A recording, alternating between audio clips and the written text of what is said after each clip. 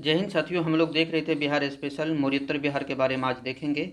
अगर आप लोग 67वीं बीपीसी और बिहार एसआई की तैयारी कर रहे हैं तो बिहार स्पेशल आपके लिए बहुत ही महत्वपूर्ण है। और बिहार स्पेशल यहाँ से देख सकते हैं, बिहार स्पेशल का सवाल आपका जो है एग्जाम में एक भी सवाल नहीं छूटेगा। देखिए पहले सवाल क्या कह रहा है। इससे पहले आप में से कोई भाई अगर नए हैं तो प्लीज़ चैनल को ज़रूर सब्सक्राइब करें, अपना भाई का सपोर्ट करें। चलिए देखते हैं पहले सवाल क्या कह रहा है। देखिए, मौर्य सम्राट के उपरांत मगध पर किस वंश का शासन स्थापित हुआ? तो कौन सा वंश हो जाएगा? शुंग वंश। तो ऑप्शन बी सही है। अगले सवाल देखिए, शुंग वंश का संस्थापक था तो क्या हो जाएगा? पुष्यमित्र शुंग, ए सही है। आगे देखिए अगले सवाल देखिए, तीसरे नंबर सवाल क्या कह रहे हैं। देखिए, शुंग वंश शासक ने पाटलिपुत्र में स्थित कुक्कुट राम विहार को 3 बार नष्ट कराने का प्रयत्न किया था। कौन से शासक थे? तो ये था कौन? पुष्यमित्र शुंग। ऑप्शन सी सही हो जाएगा। आगे देखिए, पाटलिपुत्र पर यमन डेमेट्रियस का आक्रमण किस वंश के शासन के समय हुआ? तो कौन सा वंश था? तो ये शुंग वंश था। ऑप्शन डी हो जाएगा।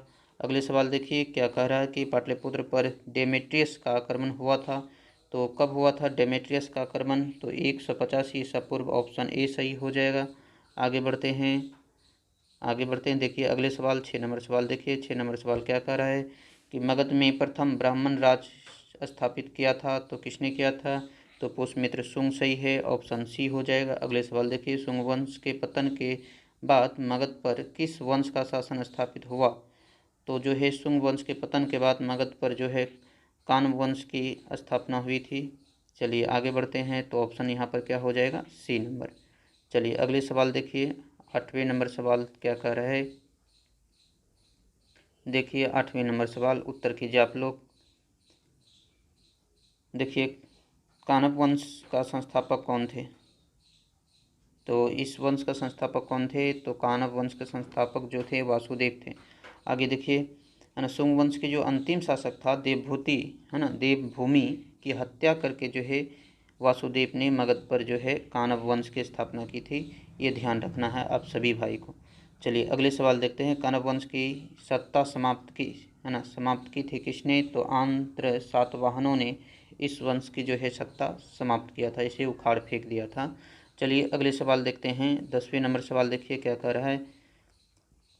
देखिए 10वें नंबर सवाल, कानव वंश के उपरांत पाटलिपुत्र पर कुछ समय के लिए किस वंश के राजाओं का शासन किया? किस वंश के राजाओं जो है ये शासन किया था? तो मित्र वंश हो जाएगा। ऑप्शन बी हो जाएगा। अगले सवाल देखिए, शुंग कला के उत्कृष्ट नमूने बिहार के किस स्थान से प्राप्त होते हैं? तो क्या हो जाएगा? बोध गया, है ना। क्या करा? शुंग कला के उत्कृष्ट नमूने बिहार के किस स्थान से प्राप्त होते हैं? तो क्या हो जाएगा? बोध गया। Option C. ऑप्शन सी सही है ना। चलिए आगे देखिए अगले सवाल क्या कह रहा है। 12 नंबर सवाल देखिए। 12 नंबर सवाल को उत्तर कीजिए। कनिष्क ने पाटलिपुत्र के किस बौद्ध विद्वान को अपने दरबार में प्रश्रय दिया था? तो किसे दिया था? अश्वघोष को दिया था। ऑप्शन डी सही है। अगले सवाल देखिए, पूछ रहा है मगध पर शासन करने वाले राजवंश का सही क्रम। तो मगध पर शासन करने वाले राजवंश का सही क्रम जो है कौन सही है, ये देखना है। तो चलिए देखिए आप लोग उत्तर कीजिए कौन सही है, ठीक ना। चलिए तो ध्यान रखिएगा, मगध पे जो सबसे पहले हर्यक वंश, फिर शिशुनाग वंश, फिर नंद वंश, फिर मौर्य, फिर शुंग और लास्ट में कान वंश। तो यहाँ पर जो है ऑप्शन सी सही हो जाएगा। अगले सवाल देखिए, शुंग वंश की राजधानी थी, तो शुंग वंश की राजधानी कहाँ थी? पाटलिपुत्र थी। ठीक, आगे बढ़ते हैं। अगले सवाल देखिए, कानवंश की राजधानी थी, तो कानवंश की राजधानी पाटलिपुत्र थी, है ना। कानवंश की राजधानी कहाँ थी? पाटलिपुत्र थी। अगले सवाल देखिए, तो क्या हो जाएगा? ऑप्शन बी हो जाएगा। आगे देखिए अगले सवाल क्या कह रहा है ना। देखिए अगले सवाल देखिए 16 नंबर सवाल क्या कर रहा है। कलिंग शासक खारवेल ने मगध पर आक्रमण किया था। तो कलिंग शासक खारवेल ने मगध पर कब आक्रमण किया है, ये पूछा है। तो ये 1ली शताब्दी ईसा पूर्व के अंत में। तो ऑप्शन ए सही हो जाएगा। तो चलिए आगे बढ़ते हैं। अगले सवाल देखिए 17 नंबर सवाल देखिए। 17 नंबर सवाल क्या कह रहा है। देखिए, कलिंग नरेश खारवेल ने कहाँ से कीमती उपहार प्राप्त किया था? तो पूछ रहा है कलिंग नरेश खारवेल ने कहाँ से कीमती उपहार प्राप्त किया था? तो ये कहाँ से किया था? तो अंग और मगध, अंग एवं मगध से प्राप्त किया था। तो ऑप्शन ए सही हो जाएगा। अगले देखिए, कुषाण सम्राट के पतन के उपरांत संभवतः मगध पर शासन रहा। तो कुषाण सम्राट जब पतन हो चुका था कुषाण सम्राट का, इसके बाद जो है मगध पे लिच्छवियों का शासन रहा था। तो ऑप्शन बी हो जाएगा। चलिए आगे देखते हैं अगले सवाल। आगे देखिए अगले सवाल जो है क्या कह रहा है अगले सवाल। देखिए 19 नंबर सवाल, गार्गी संहिता में पाटलिपुत्र पर यवनों के आक्रमण का उल्लेख है। ठीक, यह आक्रमण किसके शासनकाल में हुआ? तो किसके शासनकाल में हुआ था? पुष्यमित्र शुंग के शासनकाल में हुआ था। तो ऑप्शन डी सही हो जाएगा। आगे बढ़िए अगले देखिए, सुप्रसिद्ध बौद्ध विद्वान अश्वघोष को प्रश्रय देने वाला शासक था। तो कौन था? कनिष्क। ऑप्शन बी सही हो जाएगा। चलिए आगे बढ़ते हैं, है ना। बड़े ही आराम से सारे सवाल सॉल्व कर लेंगे यहाँ पे। देखिए अब ये खत्म हो चुका, अब आ गया है गुप्तकालीन बिहार, है ना। गुप्तकालीन बिहार, इसके सवाल सॉल्व करते हैं। चलिए देखिए पहले सवाल, चंद्रगुप्त प्रथम का राज्याभिषेक हुआ था। तो कहाँ पे राज्याभिषेक हुआ था ये पूछ रहा है। तो ये क्या हो जाएगा? पाटलिपुत्र में, है ना।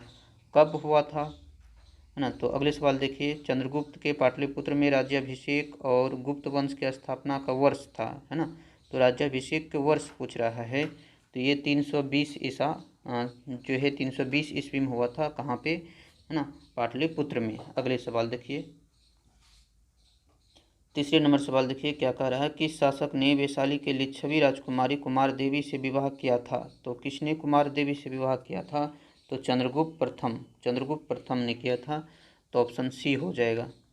चलिए आगे देखते हैं, चौथे नंबर सवाल क्या कह रहा है। देखिए चंद्रगुप्त प्रथम ने 320 ईस्वी में महाराजा धीराज की उपाधि धारण की थी। तो क्या हो जाएगा? कहाँ पे किया था ये? पाटलिपुत्र में। ऑप्शन ए सही है। ठीक, और यहीं से ध्यान रखना आप सभी को कि 320 ईस्वी में चंद्रगुप्त प्रथम ने गुप्त संवत की जो है प्रचलन स्टार्ट किया था। चलिए आगे देखते हैं। तो गुप्त संवत के बारे में ध्यान रखिए, 320 ईस्वी में चंद्रगुप्त प्रथम के द्वारा। आगे सवाल देखिए, पाँचवें नंबर सवाल क्या कह रहा है। पाँचवें नंबर सवाल को उत्तर दीजिए। पाँचवें नंबर सवाल क्या कह रहा है, किस शासक ने स्वयं को लिच्छवी दोहित्र कहा है? तो किसने कहा था? समुद्रगुप्त। ऑप्शन बी है। अगले देखिए, बिहार में गुप्त शक्ति के संगठन का श्रेय दिया जाता है। तो किसे दिया जाता है? चंद्रगुप्त द्वितीय को। ऑप्शन बी सही है। अगले सवाल देखते हैं, सातवें नंबर सवाल को उत्तर कीजिए आप लोग। गुप्त सम्राट की प्रथम राजधानी थी। तो गुप्त सम्राट की प्रथम राजधानी कहाँ थी? पाटलिपुत्र में। चलिए आठवें नंबर सवाल देखिए क्या कह रहा है, किस शासक से श्रीलंका के राजा मेघवर्मन ने गया में एक बौद्ध मठ विहार, ठीक ना, बौद्ध मठ विहार स्थापित करने की अनुमति मांगी थी? तो ये समुद्रगुप्त से मांगा था। ऑप्शन सी सही है। अगले सवाल देखिए, नालंदा विश्वविद्यालय की स्थापना का युग था। तो नालंदा विश्वविद्यालय गुप्त काल में स्थापित हुआ था। ऑप्शन सी सही हो जाएगा। अगले सवाल देखिए, नालंदा विश्वविद्यालय का संस्थापक पूछ रहा है। तो संस्थापक कौन था? तो कुमारगुप्त। ठीक, अगले सवाल देखिए, बोधगया में महाबोधि मंदिर की स्थापना हुई थी। तो ये गुप्त काल में स्थापित हुआ था ये महाबोधि मंदिर। तो ऑप्शन सी सही हो जाएगा। आगे देखिए क्या बोल रहा है कि चीनी यात्री फैयान कितने समय तक पाटलिपुत्र में रहा था? तो फैयान 3 साल तक जो है पटना में रहा था। तो आगे देखते हैं अगले सवाल देखिए। अगले सवाल देखिए 13 नंबर सवाल कह रहा है कि आर्यभट्ट का संबंध किस नगर से था? तो आर्यभट्ट का संबंध आप सभी को पता होगा, है ना, पटना से इसका संबंध रहा है ना। आर्यभट्ट का संबंध कहाँ से रहा है? तो इसका संबंध कहाँ से? पाटलिपुत्र से। ठीक, आगे देखिए कि गुप्त काल की एक सुंदर कार्तिकेय की मूर्ति किस जिले में प्राप्त हुई थी? तो किस जिले में प्राप्त हुई थी? तो शाहाबाद हो जाएगा। ऑप्शन डी सही है। आगे बढ़ते हैं, चलिए अगले सवाल देखते हैं। 15 नंबर सवाल देखिए क्या कह रहा है, बिहार में 7.5 फीट ऊंची बुद्ध देव की एक पीपल की मूर्ति प्राप्त हुई है। तो ये कहाँ से प्राप्त हुई थी? तो ये सुल्तानगंज से प्राप्त हुई थी। चलिए आगे सवाल देखते हैं कि राजगीर के मणिनाग मंदिर में पत्थर पर खोदे हुए गणेश, विष्णु तथा नाग नागिनों के चित्र है, यह किस काल के हैं? तो ये गुप्त काल के हैं। ऑप्शन सी सही है। अगले सवाल देखिए, राजगृह में स्थित जरासंध की बैठक का निर्माण किस काल में हुआ माना जाता है? तो जरासंध की बैठक का निर्माण जो है किस काल में हुआ है ना? तो ये गुप्त काल में हुआ था, तो ऑप्शन बी सही हो जाएगा। चलिए अगले सवाल देखते हैं। अगले सवाल देखिए, 18 नंबर सवाल क्या कह रहा है कि तीरभुक्ति जो आज आधुनिक दरभंगा कहते हैं उसे का राज्यपाल था। तो तीरभुक्ति का राज्यपाल था गोविंद गुप्त। गोविंद गुप्त ऑप्शन ए सही है। गोविंद गुप्त जो है चंद्रगुप्त द्वितीय का छोटा पुत्र था, ये ध्यान रखिएगा। चंद्रगुप्त द्वितीय है ना, चंद्रगुप्त द्वितीय का छोटा बेटा था गोविंद गुप्त। अगले सवाल देखिए, बिहार में बौद्ध विहार का प्राचीनतम केंद्र था। तो प्राचीनतम केंद्र कहाँ? नालंदा है ना, नालंदा फेमस था। आप सभी को पता होगा नालंदा विश्वविद्यालय के बारे में, है ना। तो अगले सवाल देखिए, नालंदा विश्वविद्यालय किस लिए प्रसिद्ध था? तो नालंदा विश्वविद्यालय बौद्ध धर्म दर्शन के लिए फेमस था, प्रसिद्ध था। अगले सवाल देखिए, आगे बढ़ते हैं। 21 नंबर सवाल देखिए क्या कह रहा है। नालंदा में अवस्थित भारतीय विश्वविद्यालयों में जो है फैयान किसके शासन के दौरान आया था? तो ये पूछ रहा है कि फैयान जो है किसके समय में आया था। तो फैयान चंद्रगुप्त विक्रमादित्य हो जाएगा, ऑप्शन सी सही है।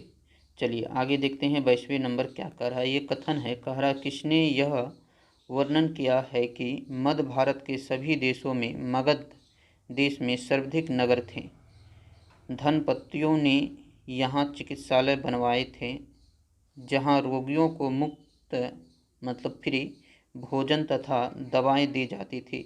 ये बात जो है किसका कहना है? ये बात किसने कहा था? ये किसका कथन है ये पूछ रहा है। तो ये जो है फैयान है ना, ये फैयान का कथन था, स्टेटमेंट था।